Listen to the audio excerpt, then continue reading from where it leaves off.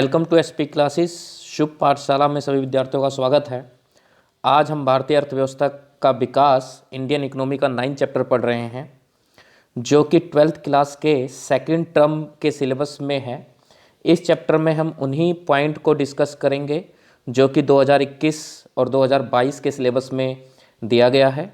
Future में अगर कुछ चेंजेस आते हैं, मतलब कि कोई पॉइंट कम ज़्यादा होते हैं, तो उसके लिए अलग से वीडियो बना दी जाएगी, मतलब सेपरेट वीडियो बना दी जाएगी। अभी फ़िलहाल हम उन्हीं पॉइंट्स पे डिस्कस करेंगे जो कि 2021-22 के सिलेबस में दिया गया है और जो कि सेकंड टर्म में ये चैप्टर है। तो चलिए स्टार्ट करते हैं।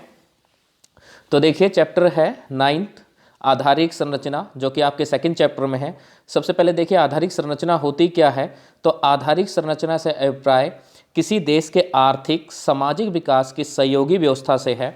आर्थिक सामाजिक विकास की सहयोगी व्यवस्था का मतलब यहाँ पर यह है कि जैसे रोड, शिक्षा वगैरह, जो आर्थिक विकास या समृद्धि में क्या होता है कि एक मूलभूत आवश्यकता होती है, तो उसको हम आधारिक संरचना कहते हैं। भाई, कम्युनिकेशन सिस्टम हो गया, संचार व्यवस्था हो गई, रोड हो गए, शिक्षा, एजुकेशन, ये सारी चीज़ें क्या है जो किसी भी देश की तरक्की में, उसकी समृद्धि में, उसके विकास में काम आती हैं। तो ये सभी चीज़ें जो हैं आधारिक संरचना है।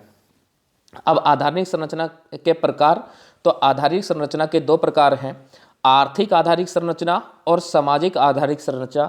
देखिए, एक एक करके इनको समझते हैं। आधारिक संरचना, आर्थिक आधारिक संरचना क्या है। आर्थिक आधारिक संरचना से अभिप्राय सहयोगी व्यवस्था से है, शक्ति, परिवहन तथा संचार से है, जो उत्पादन गतिविधियों के लिए प्रेरक शक्ति के रूप में कार्य करती है। देखो, आर्थिक आधारिक संरचना में देखो शक्ति, परिवहन वगैरह आते हैं, जो उत्पादन गतिविधियों में कह सकते हो डायरेक्ट इन्वॉल्व होती हैं, मतलब प्रत्यक्ष रूप में एक तरह से सहयोग करती हैं, उनको हम आर्थिक आधारिक संरचना कहते हैं। वहीं पे सामाजिक आधारिक संरचना देखिए क्या है, उन सहयोगी तत्व से है जो सामाजिक विकास के लिए प्रेरक शक्ति हैं। यहाँ पर देखिए, उत्पादन गतिविधियों के लिए प्रेरक शक्ति है, और यहाँ पर क्या है कि भाई सामाजिक विकास के लिए प्रेरक शक्ति के रूप में कार्य करता है, जैसे स्कूल, कॉलेज, अस्पताल। देखो, समाज का विकास होगा तो देश का विकास होगा, समृद्धि अपने आप होगी, आर्थिक विकास अपने आप होगा। तो इस तरह से कह सकते हो कि ये जो सामाजिक आधारिक संरचना है, ये अप्रत्यक्ष रूप में इनडायरेक्टली जो है देश के विकास में, उसकी समृद्धि में सहयोग करता है। आगे देखिए, नेक्स्ट पॉइंट क्या है, आधारिक संरचना किस प्रकार आर्थिक विकास में योगदान करती है। मतलब जो आधारिक संरचना, हमने 2 पॉइंट डिस्कस किए थे यहाँ पर, सामाजिक और आर्थिक, ये दोनों किस प्रकार जो है आर्थिक विकास में सहयोग करती है, या आधारिक संरचना से कैसे आर्थिक विकास होता है। जरा देखिए क्या है, आधारिक संरचना उत्पादन को बढ़ाता है। अब देखिए, सिंपल सी बात है, अगर रोड वगैरह ठीक होंगे, कम्युनिकेशन सिस्टम ठीक होगा, संचार व्यवस्था ठीक होगी, परिवहन ठीक होगा, ठीक है, और वहीं लोग शिक्षित होंगे, एजुकेटेड होंगे, तो क्या होगा कि भाई उत्पादन अपने आप बढ़ेगा, और उत्पादन तीनों क्षेत्रों में बढ़ेगा, मतलब प्राथमिक क्षेत्र में, कृषि में, द्वितीय क्षेत्र में, तृतीय क्षेत्र में, तीनों क्षेत्रों में उत्पादन बढ़ेगा। और उत्पादन बढ़ेगा तो क्या होगा, आर्थिक विकास होगी, समृद्धि होगी। सेकंड पॉइंट देखिए क्या है, आधारिक संरचना निवेश को प्रेरित करता है।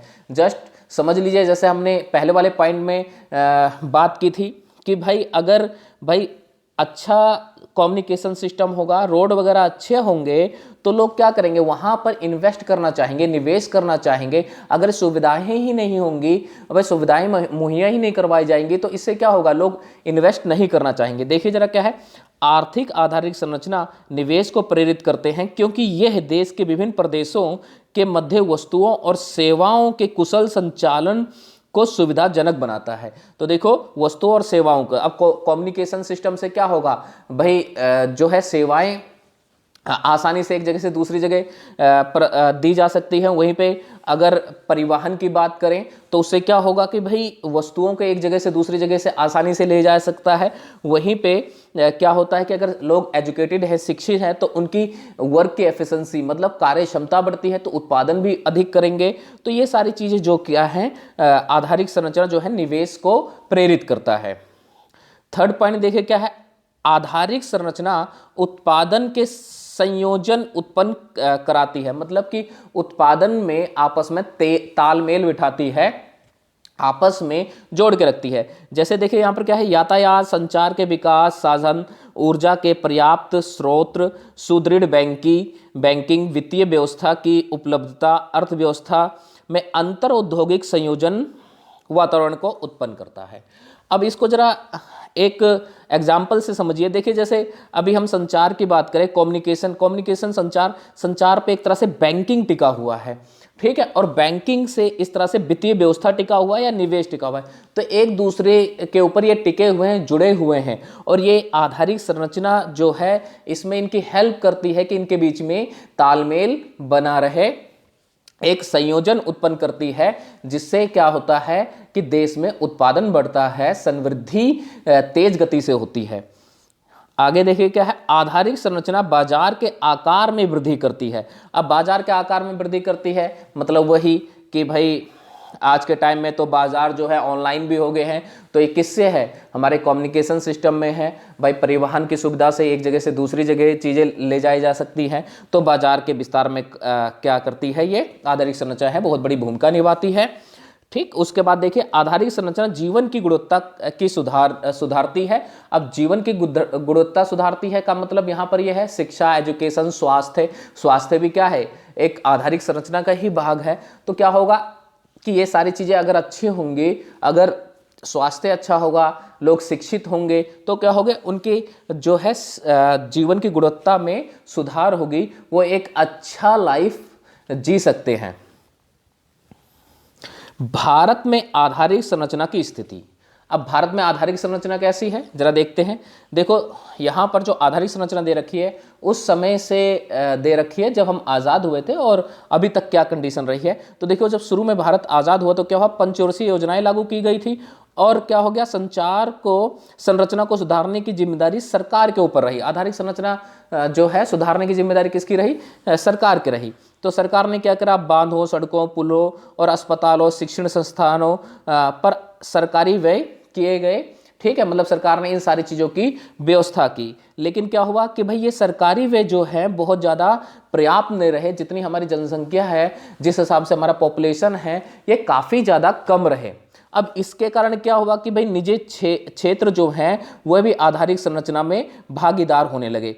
उन्होंने भी एक तरह से रास्ता खोज लिया कि आधारिक संरचना में क्या है, एक पार्ट बने लगे, एक तरह से भागीदार होने लगे। और वर्तमान में निजी क्षेत्र तथा सार्वजनिक क्षेत्र दोनों मिलकर आधारिक संरचना में सुधार कर रहे हैं। तो दोनों मिलकर आधारिक संरचना में सुधार कर रहे हैं। अभी अगर हम बात करें तो लगभग, अगर स्वास्थ्य केंद्रों की बात करें तो निजी क्षेत्र के जो स्वास्थ्य केंद्र है पूरे देश में, जिसमें हम क्लिनिक वगैरह लगा लें तो लगभग 80% जो है निजी क्षेत्र ही हैं, 20% जो है वो कहीं सरकारी क्षेत्र है। तो देखो निजी क्षेत्र का इतना बड़ा जो है भागीदारी आर्थिक आधारिक संरचना या आधारिक संरचना में है। अब निष्कर्षता क्या कहा जा सकता है, कहा जा सकता है कि आधारिक संरचना का आधार अर्थव्यवस्था के सभी क्षेत्रों में निरंतर अपर्याप्त बना हुआ है, जिससे भारत की समृद्धि दर काफ़ी कम है। तो इतनी सारी चीज़ें होने के बाद भी जो अगर हम अकॉर्डिंग टू पॉपुलेशन देखें, जिस हिसाब से हमारे देश की जनसंख्या है